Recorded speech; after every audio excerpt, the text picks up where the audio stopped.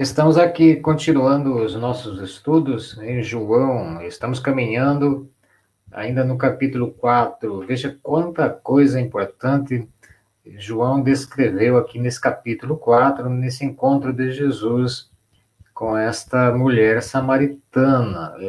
Seja bem-vindo, vamos lá. Então, ler o capítulo 4, verso 39, 40, 41 e 42. São apenas 4 versículos.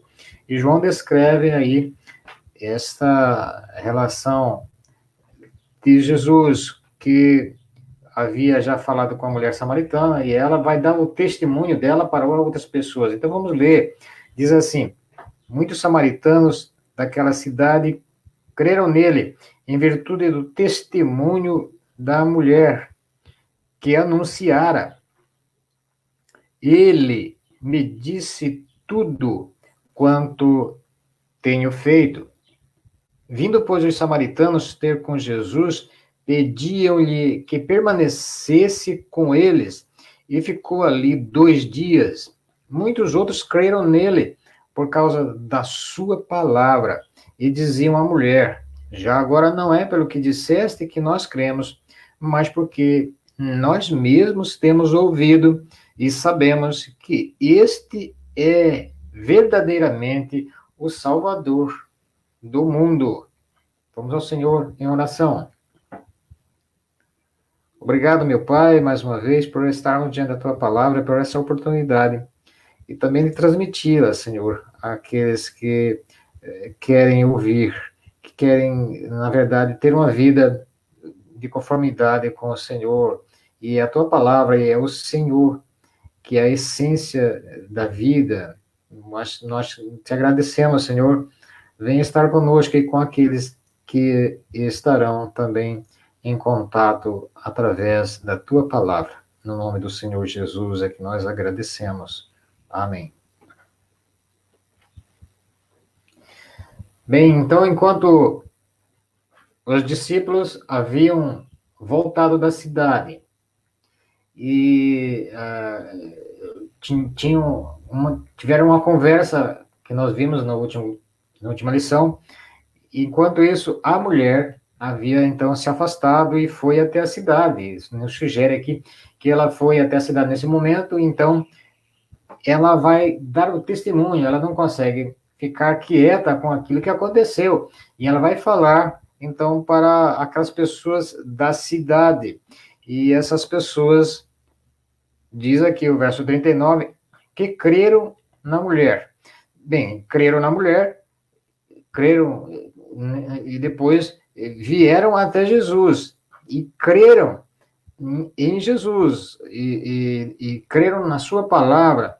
Então nós vemos aí que as pessoas ouviram a mulher, creram na mulher, vieram até Jesus, creram através da palavra de Jesus. E eles vão dizer aí, realmente, nós apenas, não, agora não cremos apenas porque você deu esse testemunho para nós, mas nós cremos por causa da palavra dele, que este é realmente o verdadeiro Salvador do mundo. E aí eles, então, rogam a Jesus, e Jesus vai ficar ali com esses samaritanos mais 2 dias. Então, aquele encontro que nós vimos lá atrás, em que Jesus pede água para a mulher, olha quanta coisa aconteceu, e Jesus tem que ficar ali 2 dias, porque os samaritanos vão rogar a ele, vão pedir que ele fique ali. Bem, o que nós aprendemos aqui, na verdade, é que essa mulher dá um testemunho. E perceba que o testemunho, ele é importante. Nós damos o nosso testemunho, mas cada um tem um testemunho específico. Cada um que se encontra com Jesus tem uma experiência diferente. E o que nós percebemos no nosso tempo, aliás, não é só no nosso tempo, na época de Jesus já acontecia isso, as pessoas queriam ver alguma coisa, ver sinais, e muita gente gosta de ficar ouvindo, por exemplo, testemunhos das pessoas. É importante isso, é importante. Jesus usa pessoas para que testemunhem, mas o testemunho de conversão, por exemplo, ele é importante, mas não satisfaz a necessidade que você precisa.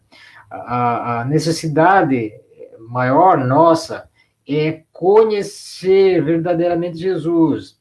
Nós vemos em vários lugares na Bíblia que as pessoas levaram, né, outros para Jesus e não apenas ficaram ali dando o seu testemunho. A mulher deu testemunho, mas aquelas pessoas não ficaram satisfeitas apenas com o testemunho. Por quê? Porque o que nos satisfaz, o que nos traz realmente a segurança para a vida eterna, não é o seu testemunho ou o meu testemunho, embora ele seja importante, porque expressa uma forma ao qual nós fomos e conhecemos e fomos encontrados por Deus através da experiência, né? Mas você precisa conhecer Jesus. Por isso que o Evangelho de João começa dizendo isso, né? No princípio, ele era o Verbo, e o Verbo estava com Deus, e o Verbo era Deus. Então, o que se resume de tudo, de todas as coisas, e se resume em tudo, é o próprio Deus que está ali em Jesus. Nós não podemos conhecer plenamente Deus. Deus, ele é invisível. Deus é algo transcendente, completamente separado de nós, altíssimo, perfeito, santo, eterno. Nós não podemos vê-lo. Mas Paulo, inclusive, vai dizer lá em Colossenses, capítulo 1, verso 15, o seguinte: Cristo é a imagem do Deus invisível, ou seja, Cristo é a imagem do Deus que nós não conseguimos enxergar, que é Espírito. Então, ele se revelou a nós para mostrar quem realmente é Deus, ele é o próprio Deus encarnado. Então, perceba que essas pessoas não ficaram satisfeitas, né, com apenas ouvir o testemunho da mulher. Eles queriam mais, eles queriam conhecer a verdade, eles queriam conhecer a fonte daquilo que é necessário para todos nós, que, ou seja, a segurança, a paz, a certeza da vida eterna. É isso que, inclusive, Deus colocou no coração dos homens. Está lá em Eclesiastes, né? Está escrito assim: Deus colocou a eternidade no coração do homem. Ou seja, esse desejo de viver e viver para sempre, não viver apenas por alguns anos e morrer e achar que acabou essas coisas, né? Jesus veio para mostrar o poder dele sobre a morte, inclusive. É isso que vai nos dar alegria, nos dar segurança nele. Então é necessário conhecer a ele e ter uma experiência com ele. Uma outra experiência muito interessante, importantíssima, inclusive, que todos nós precisamos ser sábios, e você precisa ser sábio também, não se contentar apenas com palavra do pastor Jorge, ou do pastor X, ou do líder tal. Essas pessoas devem levar você a conhecer a Cristo. É isso que nós estamos lutando aqui, nos esforçando, né, e pedindo a Deus que faça com que nós possamos falar as coisas de forma coordenada para que você conheça Cristo. Então, no capítulo 11, aliás, no capítulo 17 de Atos, Paulo está na sua viagem missionária e ele chega numa cidade chamada Bereia, né? E diz aí no capítulo 17 de Atos, verso 11, o seguinte: logo durante a noite, os irmãos enviaram Paulo e Silas para Bereia. Ali chegados, dirigiram-se à sinagoga dos judeus. Ora, estes de Bereia eram mais nobres que os de Tessalônica, pois receberam a palavra com toda avidez, examinando as Escrituras todos os dias para ver se as coisas eram de fato assim. Ou seja, Paulo, a missão de Paulo e a pregação de Paulo se consistia em anunciar Jesus, o crucificado, o ressuscitado. Era essa a mensagem de Paulo, né? E esses bereanos, eles, diz a palavra de Deus que eles eram mais nobres. Isso aqui significa que eles eram mais espertos, tá? Eles não acreditavam assim de qualquer maneira. As pessoas vinham falar para eles e eles ficavam, tudo bem, acreditavam, mas ficavam com o pé atrás, mas iam examinar. Onde é que eles iam examinar a verdade? Nas Escrituras. Por quê? Porque nas Escrituras é que estava já descrito tudo a respeito do Salvador, que é Jesus. E aí diz lá em Atos que eles creram. Aí que de fato eles acreditaram. Por quê? Porque já estava descrito aquilo que Paulo veio anunciando. Então, é muito importante a gente dar o nosso testemunho, e cada um, como eu falei, temos uma experiência específica com o Senhor, não é? Mas não se resume essa experiência que ela vai satisfazer as pessoas plenamente. É um momento em que nós devemos fazer isso, mas levar as pessoas a conhecerem quem é Cristo. E quem é Cristo? Aqui está escrito, né? Os samaritanos disseram aí no final, agora, diziam eles disseram para a mulher, então, né? Agora, não é pelo que disseste, ou seja, não é somente por causa do seu testemunho que nós cremos, mas nós cremos porque temos ouvido e sabemos que este é verdadeiramente o Salvador do mundo. Aí eles ficaram satisfeitos, aí eles creram em Jesus e creram, aí no versículo 41 diz que creram na sua palavra. Onde é que está a palavra para nós hoje? Está aqui, eu estou lendo. Você tem aí, inclusive, até nos aplicativos, existe a palavra de Deus. Eu prefiro a palavra escrita, né? E é nela que nós encontramos a direção, o caminho para crer em Jesus, né? Jesus não está encarnado aqui conosco mais, mas ele se fez carne e era necessário que ele fosse sacrificado, fosse para a cruz, para pagar o preço que nós não podemos pagar, que é o pecado. E nós vamos sempre falar disso, não tem jeito. Sem você reconhecer isso, você jamais vai perceber que você precisa ser perdoado, que você precisa ser resgatado, não é? Todos nós, na verdade, fomos criados à primazia, o ser humano foi criado à primazia de Deus, não é?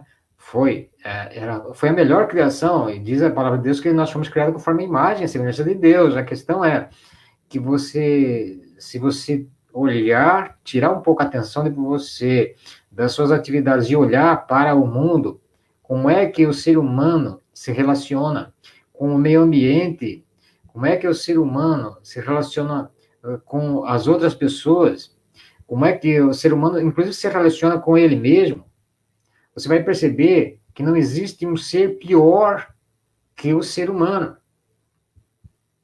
É isso que Jesus veio fazer com que essas pessoas que se tornaram miseráveis fossem resgatados do seu pecado. Ele não veio para dar dinheiro para você, como muita gente está dizendo por aí, está te enganando. Tá? Ele veio para te resgatar da ira futura, né? E muita gente acha que o maior inimigo dos seres humanos é Satanás. Satanás foi desarmado na cruz. Ele tirou, Deus, o Senhor Jesus tirou a força dele. Ele não tem mais poder de fazer você fazer coisas que você não queira. Né? Agora, o maior inimigo, você vai ficar assustado, talvez, com o que eu fale, mas é a realidade, tá? Conheça a palavra de Deus e você vai perceber que o maior inimigo do ser humano é Deus, porque foi ele que foi feito inimigo. O ser humano se tornou inimigo de Deus por causa do pecado. Então, o inferno não é Satanás que vai tomar conta. Satanás vai ser lançado no inferno juntamente com aqueles que não creram no Filho de Deus. Então, qual é o maior inimigo do homem pecador, impenitente e resistente a Cristo? O maior inimigo, por incrível que pareça, que você pensa que é Satanás, não é não. É o próprio Deus, a ira de Deus, o ódio de Deus contra o pecado é algo eterno, né? E como eu falei, basta você dar uma olhada no ser humano e no que ele faz. Ninguém é indesculpável diante de Deus, porque Jesus veio exatamente para salvar o ser humano, através da obediência, através da fé. Por isso, nós não ficamos satisfeitos apenas com testemunhos, mas ficamos satisfeitos quando conhecemos a Cristo, a sua palavra, e nos submetemos a Ele. Ficamos por aqui. A próxima, vamos dar continuidade ainda. Nós temos alguma coisa ainda nesse capítulo 4. Estamos terminando ele, talvez a gente termine na próxima. Até mais. Continue aí com Deus. Deus abençoe você.